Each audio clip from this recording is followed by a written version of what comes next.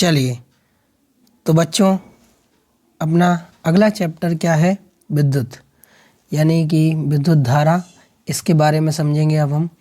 और विद्युत धारा क्या होती है आप सभी को पता है। विद्युत धारा I बराबर क्या होता है, इसका फॉर्मूला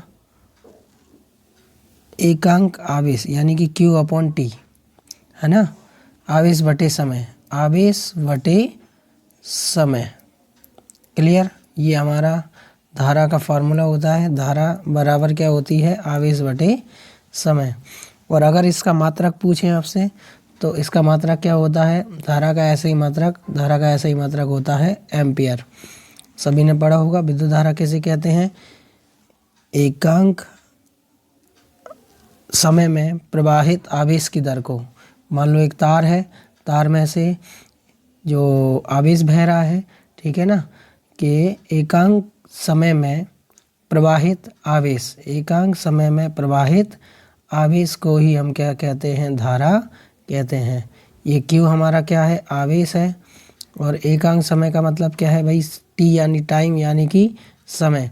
एकांक समय में इकाई रख दे मान लो इसको, तो एकांक समय में प्रवाहित आवेश को ही, आवेश मतलब क्या, धनावेश और ऋणावेश, जानते हैं ना आप सभी, धनावेश और ऋणावेश। एकांक समय में प्रवाहित आवेश को ही हम क्या कहते हैं, विद्युत धारा कहते हैं, यानी I से रिप्रेजेंट करते हैं। और इसका ऐसा ही मात्रक क्या होता है, एम्पियर।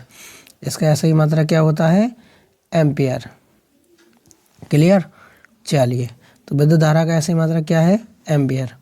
नेक्स्ट क्वेश्चन क्या है भाई, प्रतिरोध का ऐसा ही मात्रक क्या होता है। प्रतिरोध का मात्रक क्या होता है, प्रतिरोध क्या होता है, मान लो हमारे पास एक तार है और तार में बीच में से इस तरह से तार मुड़ा हुआ है, इसी को हम क्या कहते हैं, प्रतिरोध कहते हैं। ठीक है, यानी कि धारा बहती है ना, धारा यानी करंट, धारा बहती है, धारा के मार्ग में जो रुकावट पड़ती है, जैसे कि आप सभी बाइक चलाते हैं या साइकिल चलाते हैं, साइकिल चलाते वक्त बीच में ब्रेकर आते हैं कि नहीं आते हैं, तो ब्रेकर में हमें गाड़ी के ब्रेक लगाना पड़ती है या साइकिल के ब्रेक लगाना पड़ती है, रुकावट पड़ती है ना। उसी तरह से करंट फ्लो होता है एक तार में, तो तार में से जो करंट जा रहा है उसमें अगर रुकावट पड़ रही है बीच में, तो धारा के मार्ग में जो रुकावट डाली जाती है उसी को हम क्या कहते हैं, प्रतिरोध कहते हैं। तो ये प्रतिरोध है, प्रतिरोध को R से यानी रेजिस्टेंस को R से रिप्रेजेंट करते हैं। रेजिस्टेंस इंग्लिश में क्या बोलते हैं इसको, रेजिस्टेंस दिखा भी देते हैं हम आपको। चलिए, क्लियर हुआ आपको प्रतिरोध का मात्रक क्या होता है, प्रतिरोध का मात्रक होता है ओम। क्लियर? प्रतिरोध किस तरह का दिखता है, देख सकते हैं आप, ये इस तरह का दिखता है हमारा रेजिस्टेंस। ये देखिए, आपने लगा देखा होगा, चार्जर वगैरह में लगा रहता है ये, और इसको इस तरह से भी डिनोट करते हैं। ठीक है, चलिए ये देखिए, इस तरह से भी देख सकते हैं आप, ये भी हमारा इलेक्ट्रिक रेजिस्टेंस है। ये सभी हमारे इलेक्ट्रिक रेजिस्टेंस होते हैं, ये देखे होंगे आप सभी ने। अब हमसे क्या पूछा है भाई, हमसे पूछा गया है कि इसका ऐसा ही मात्रक बताइए। तो प्रतिरोध का ऐसा ही मात्रक बता देते हैं ना। प्रतिरोध का ऐसा ही मात्रक क्या होता है, ओम। ये जो ऐसा ही मात्रक चीज़ है, ये होता क्या है भाई, सभी ने देखा होगा कि कोई भी चीज़ को नापने के लिए कोई ना कोई मात्रक तो होता ही है ना। जैसे शक्कर को किस में नापते हैं हम, किलोग्राम में नापते हैं। ठीक है भाई, शक्कर को किस में नापते हैं, किलोग्राम में। दूध को किस में नापते हैं, दूध को नापते हैं लीटर में। ठीक है, उसी तरह से कपड़े को या फिर किसी भी लंबाई को किस में नापते हैं, लंबाई को मीटर में नापते हैं, किलोमीटर में नापते हैं। उसी तरह से धारा का मात्रक क्या होता है, धारा का मात्रक एम्पियर होता है।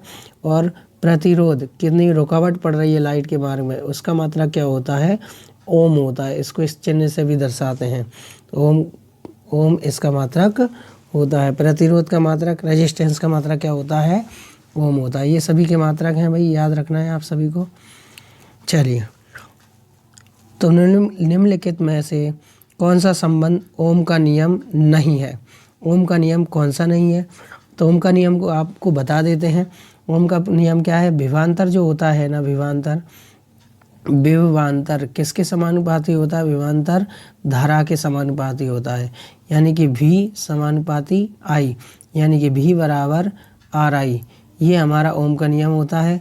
ठीक है ना। मान ले कि कोई एक तार है और तार में प्रतिरोध है एक, और दो बिंदुओं के बीच में जितना विभवांतर उत्पन्न होगा, तार के दो बिंदुओं के बीच में, तार के दो बिंदुओं के बीच में जितना विभवांतर उत्पन्न होता है वो उसमें बह रही धारा के समानुपाती होता है। ये हमारे ओम का नियम है। तो ओम का नियम क्या है? V बराबर RI। इनमें से पूछा है इसमें से कौन सा ओम का नियम नहीं है, तो भाई V समानुपाती I ओम का नियम है, V बराबर RI ये भी है, ठीक है। और लेकिन V स्क्वायर अपॉन I ये हमारे ओम का नियम नहीं है, ठीक है। V square upon I square नहीं होता, अगर V अकेला होता, V अपॉन I होता तो भी मान लेते हम नियतांक, लेकिन इसमें हम सेकंड टिक करेंगे। चलिए इसके बाद आते हैं अगले क्वेश्चन पर। अमीटर। अमीटर को परिपथ में सदा कैसे संयोजित करते हैं? अमीटर क्या होता है? अमीटर एक ऐसा मीटर होता है जिससे करंट नापते हैं, धारा का मापन किया जाता है। तो अमीटर को ये देखिए इस तरह का होता है अमीटर। ये होता है हमारे पास अमीटर। देखिए ये मीटर तो सभी आपने देखा ही होगा। ये अमीटर होता है, इसमें धारा का मापन किया जाता है कि भाई कितनी धारा इसमें आ रही है, ठीक है ना। और भी हम आपको दिखा देते हैं, जैसे कि ये भी एक अमीटर है, ये एक अमीटर है, ये नए नए अमीटर हैं। तरह तरह के अमीटर होते हैं भाई जो मार्केट में उपलब्ध होते हैं। ये सभी क्या है? अमीटर हैं जिससे धारा का मापन किया जाता है। ये देखिए। और अमीटर को हमेशा कौन से क्रम में जोड़ा जाता है? अमीटर को हमेशा श्रेणी क्रम में जोड़ा जाता है। ये देखिए श्रेणी क्रम में जुड़ रहा है। अमीटर कौन से क्रम में जुड़ रहा है? अमीटर हमेशा कौन से क्रम में जुड़ा रहता है? अमीटर हमेशा श्रेणी क्रम में जुड़ा रहता है। देखिए ये एक तार आया और ये एक तार इसमें लगाया और इसमें से ही होके ये तार वापस चला गया, तो ये कौन से क्रम में जोड़ा है? ये तारों को डायरेक्ट अटैच करा है ना इससे अमीटर से, यानी कौन से क्रम में जोड़ा है? ये श्रेणी क्रम में, ठीक है। क्लियर हुआ सभी को? श्रेणी क्रम में क्या होता है? श्रेणी क्रम में एक तार से जिस तरह ये देखिए एक प्रतिरोध है, ठीक है, इसके दो बिंदु हैं, दोनों बिंदुओं को एक और प्रतिरोध से जोड़ दें, एक और प्रतिरोध से जोड़ दें, तो ये हमारा कौन सा क्रम होता है? श्रेणी क्रम होता है। और समांतर क्रम क्या होता है? समांतर क्रम में इस तरह से जोड़ा जाता है। समांतर क्रम में ये हमारा एक ही बिंदुओं से एक प्रतिरोध, जो दो प्रतिरोध है ना, दोनों प्रतिरोधों को एक ही टर्मिनल पर जोड़ा जाता है इस तरह से, ठीक है। घरों में जो लाइट आती है, दो दो तार आते हैं ना, वो एक समांतर क्रम होता है या फिर पार्श्व क्रम होता है। और हमारी सीरीज़ होती है। सीरीज आपने देखा होगा, एक बल्ब लगा रहता है, फिर दूसरा बल्ब लगा रहता है, तीसरा बल्ब लगा रहता है, तो उसमें एक ही तार में से लगे रहते हैं सारे बल्ब, ठीक है। तो वो श्रेणी क्रम होता है और ये भी श्रेणी क्रम में ही जुड़ा है। देखिए बल्ब टाइप से अटैच कर दिया है। चलिए, तो अमीटर को कौन से क्रम में जोड़ा जाता है भाई? अमीटर को हमेशा परिपथ में श्रेणी क्रम में जोड़ा जाता है। ये हमारा आंसर हो जाएगा। चलिए अगले क्वेश्चन पर आते हैं। 50 वाट 250 वोल्ट का एक लैंप है, इसमें विद्युत धारा का मान हमें ज्ञात करना है। तो विद्युत धारा का मान कैसे ज्ञात करेंगे इसमें? तो इसमें विद्युत धारा ज्ञात करने के लिए देखिए एक फॉर्मूला लगाएंगे हम शक्ति का फॉर्मूला क्या होता है? थोड़ा सा इसको जूम आउट कर लेते हैं, थोड़ी जगह मिल जाएगी हमें। ये देखिए हमको ये सवाल करना है, ये वाट में 50 वाट है, यानी कि हमको क्या दिया है इसमें? पी की वैल्यू दी है 50, यानी पावर दी है 50। 250 वोल्ट है, एक लैंप यानी हमारा बल्ब है। 250 वोल्ट यानी कि भी कितना होगा? 250। और यहाँ पर करंट हमें ज्ञात करना है, धारा विद्युत का मान ज्ञात करना है, इसको फाइंड करना है। तो हमारे पास फार्मूला क्या होता है? हमारे पास फार्मूला होता है P = VI। इस फार्मूले से, पावर के इस फार्मूले से हम इसका वैल्यू निकाल सकते हैं। कैसे? चलिए देखते हैं। तो P = क्या होता है? VI होता है। अगर P की वैल्यू कितनी है? P की वैल्यू है 50, ये रख देते हैं 50।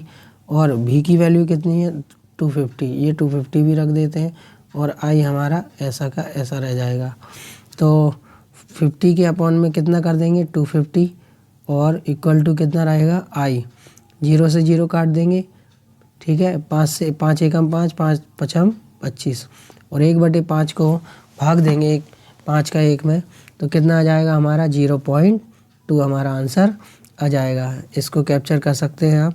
चलिए आ गया होगा आपको समझ में ये न्यूमेरिकल, ठीक है। वीडियो दोबारा देख लेना अगर नहीं आए समझ में, पीछे पोस्ट करके। चलिए तो ये सवाल का आंसर क्या आएगा 0.2 एम्पियर। नेक्स्ट क्या है हमारा, यदि थोड़ा सा इसको जूम कर लेते हैं। चलिए तो यदि विभवांतर को वोल्ट में, धारा को एम्पियर में मापें तो शक्ति का मात्रा क्या होगा, शक्ति का मात्रा क्या होगा वोल्ट एम्पियर। वोल्ट और एम्पियर दोनों आ रहे हैं ना, वोल्ट और एम्पियर, इसलिए वोल्ट एम्पियर। धारा शक्ति का मात्रा क्या हो जाएगा वोल्ट एम्पियर। चलिए ये हमारा आंसर हो गया इसका। इसके बाद आते हैं हम नेक्स्ट क्वेश्चन पर। नेक्स्ट क्वेश्चन क्या है हमारे पास कि विद्युत धारा को मापने का यंत्र क्या है।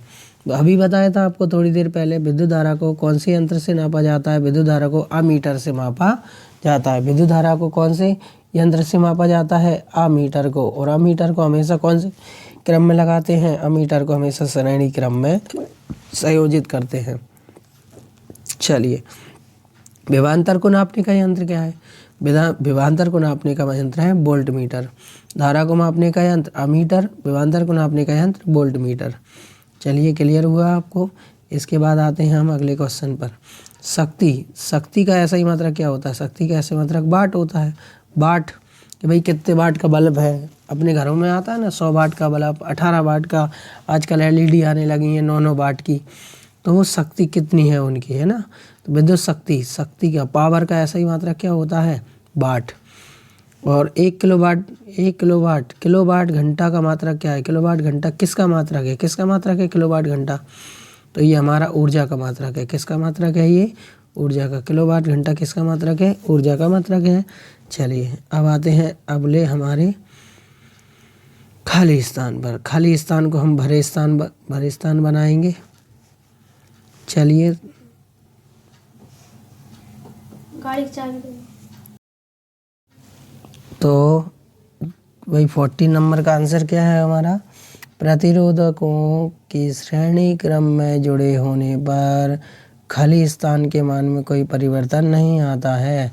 तो भाई धारा के मान में परिवर्तन नहीं आता है, पता है ना आपको। ये देखिए ये होता है श्रेणी क्रम, ठीक है, प्रतिरोध का श्रेणी क्रम। और इसमें धारा यहाँ पे भी आई ही रहती है और यहाँ पे भी आई रहती है, यानी कि धारा के मान में कोई परिवर्तन नहीं आता है। याद रख पाएंगे आप, धारा के मान में कोई परिवर्तन नहीं आता। ये देखिए 14 का आंसर दिया है धारा, विद्युत धारा, ठीक है। इसके बाद घरों में सभी विद्युत उपकरण खाली स्थान क्रम में जुड़े रहते हैं। घरों में, हमारे घर में जितने भी उपकरण जुड़े रहते हैं वो समांतर क्रम में जुड़े रहते हैं। देखा होगा ना आपने, 2 तार आते हैं। कितने तार आते हैं, 2, क्योंकि अगर एक तार आएगा तो एक तार में चटकनी अलग अलग, जो स्विच है ना वो अलग अलग लगाना पॉसिबल नहीं हो पाएगा, ठीक है ना। मान लो यहाँ बल्ब लगा है, ठीक है, यहाँ पंखा लगा रखा है, यहाँ टीवी लगा रखी है, मान लो ये बंद करते तो सारी चीज़ें बंद हो जाएंगी। लेकिन इसमें क्या रहता है, 2 तार आते हैं तो एक यहाँ पे लगा देते हैं तो एक तार आगे चला जाता है लाइट में, तो कोई दिक्कत नहीं रहती है। समांतर क्रम में लगाते हैं, ठीक है। घरों में जो लाइट लगाते हैं वो कौन से क्रम में लगाते हैं, समांतर क्रम में। एक इलेक्ट्रॉन पर कितने कूलम आवेश होता है, एक इलेक्ट्रॉन पर कितने कूलम आवेश होता है भाई, वो 1 पॉइंट, इसको तो आपको याद रखना पड़ेगा, 1.6 × 10⁻⁻19 कूलम, ठीक है ना। कितना है आंसर, 1.6 × 10⁻⁻19, ठीक है ना। ये है, इतना आवेश होता है एक इलेक्ट्रॉन पर। चलिए नेक्स्ट क्वेश्चन देखते हैं। एक आदर्श वोल्ट मीटर का प्रतिरोध कितना होता है। आदर्श कोई भी चीज़ आ जाए तो समझ जाना है आपको, या तो 0 या अनंत। तो वोल्ट मीटर हो तो क्या आएगा, अनंत। वोल्ट मीटर हो तो क्या आएगा, अनंत। और अगर एक आदर्श, ये देखिए एक क्वेश्चन हो रहा है, तो एक आदर्श अमीटर हो तो फिर उसमें क्या लिखोगे आप, 0। वोल्ट मीटर आएगा तो अनंत, अमीटर आएगा तो 0। चलिए इसके बाद विद्युत विभवांतर का ऐसा ही मात्रक क्या होता है, विभवांतर का ऐसा ही मात्रक होता है वोल्ट होता है ना। विभवांतर का ऐसा ही मात्रक वोल्ट होता है। चलिए, कार्य करने की दर को क्या कहते हैं? कार्य करने की दर को शक्ति कहते हैं। ठीक है, कार्य करने की दर को क्या कहते हैं? शक्ति कहते हैं। क्लियर हुआ आपको? चलिए, अब आते हैं, ये आपको आंसर भी दिए हैं, चाहे तो आप स्क्रीनशॉट ले सकते हैं। ये आंसर हैं पूरे खाली स्थान के उत्तर नंबर 1, 2, 3, 4, 5, 6, 7। चलिए बेटा, अब हम मिलाते हैं जोड़ियों को, तो सही जोड़ियाँ मिलाइए। तो पहली जोड़ी, पहले नंबर पे हमारे पास क्या जोड़ी है? 1 किलोवाट घंटा। 1 किलोवाट घंटा किससे मिलाएंगे भाई? एक यूनिट। घर में यूनिट बनती है ना लाइट की, वही यूनिट है ये। ठीक है, 1 यूनिट बराबर कितना होता है? 1 किलोवाट घंटा, 1 किलोवाट प्रति घंटा। ठीक है, चलिए, इसके बाद सेकंड क्या है? सेकंड क्वेश्चन है हमारे पास कि एक विभवांतर का मापन किस में किया जाता है? विभवांतर का मापन किस में किया जाता है? वोल्ट मीटर में। विभवांतर का मापन किस में किया जाता है भाई? वोल्ट मीटर में किया जाता है। घरेलू परिपथ, घरेलू विद्युत परिपथ कौन से क्रम में लगा होता है? समांतर क्रम में लगा होता है। घरेलू विद्युत परिपथ कौन से क्रम में लगा होता है? समांतर क्रम में लगा। घर में जो लाइट आती है वो कौन से क्रम में आती है? समांतर क्रम में आती है। ठीक है, 2 तार आते हैं उसमें, एक नहीं 2 तार। इसके बाद अगला क्वेश्चन क्या है? अगला है हमारे पास, कार्य करने की दर को क्या कहते हैं? कार्य करने की दर को शक्ति कहते हैं। कार्य करने की दर को क्या कहते हैं? शक्ति कहते हैं। ठीक है, इसके बाद अगला क्वेश्चन और लास्ट, विद्युत विभव को भी से प्रदर्शित करते हैं। विद्युत विभव को किससे प्रदर्शित करते हैं? भी से प्रदर्शित करते हैं। ये हो गया आपका क्लियर। ये देखिए 2019 में ये आया भी था एक क्वेश्चन। चलिए, अब आते हैं अगले क्वेश्चन पर। अगला क्वेश्चन क्या है हमारे पास? यानी कि अगली जोड़ी क्या है हमारे पास? अगली जोड़ी है हमारे पास कि विद्युत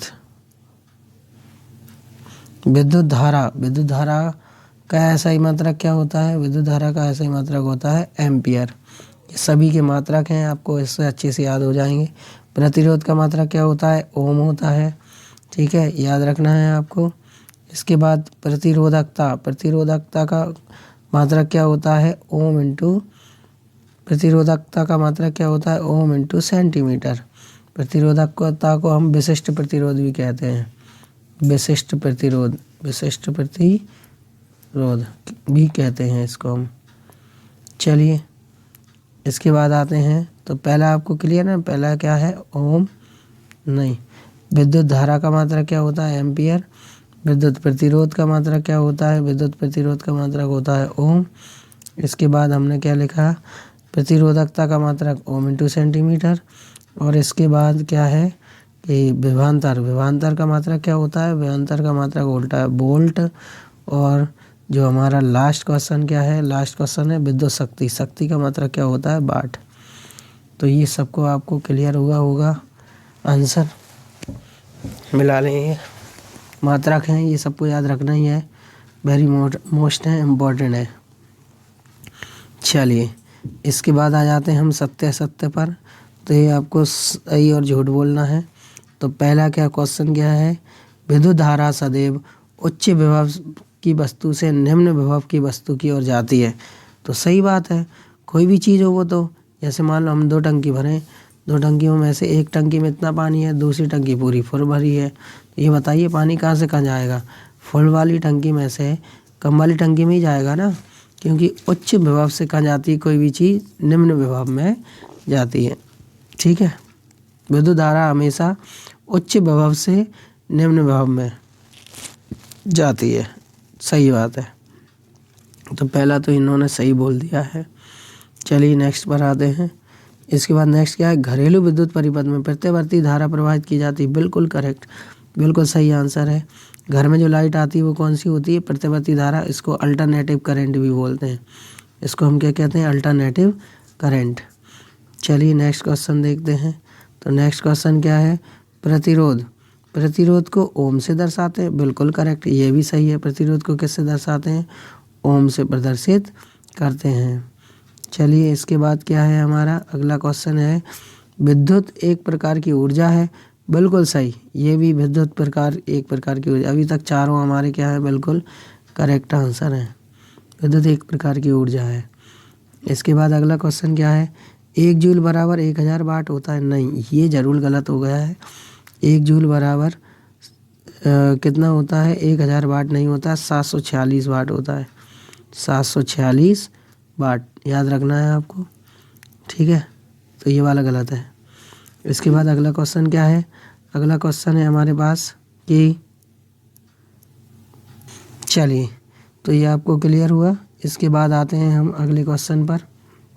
तो अगला क्वेश्चन क्या है भाई, अगला क्वेश्चन है ओम विद्युत प्रतिरोध को मापने की इकाई है। ये थोड़ा सा मिटा देते हैं, अब देखते हैं। ओम प्रतिरोध को मापने की इकाई है। हाँ भाई सही है, ये भी करेक्ट आंसर है, ठीक है ना भाई। पहला भी सही था, दूसरा भी सही था, तीसरा भी सही था, चौथा भी सही था, पांचवा गलत था और छठवां भी हमारा सही है। प्रतिरोध को नापने में, प्रतिरोध को मापने की इकाई क्या है, ओम ही तो है। चलिए लास्ट क्वेश्चन को और देख लेते हैं हम।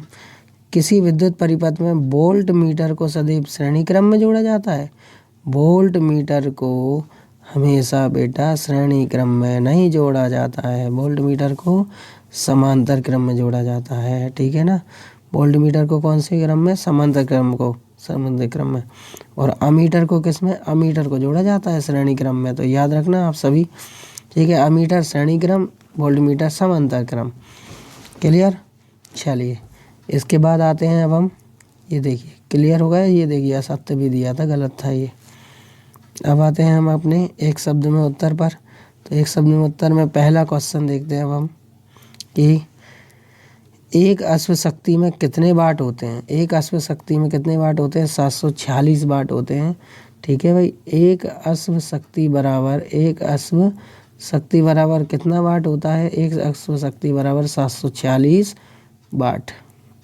क्लियर, याद रखना है आपको, एक अश्व शक्ति बराबर 746 वाट।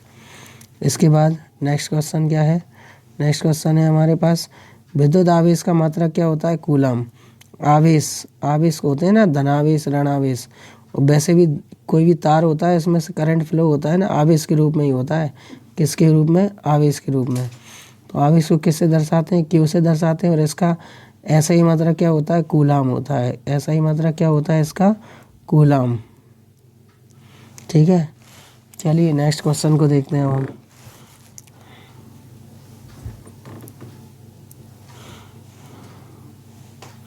ओम के नियम का सूत्र बताइए। ओम के नियम का सूत्र क्या है, V बराबर RI।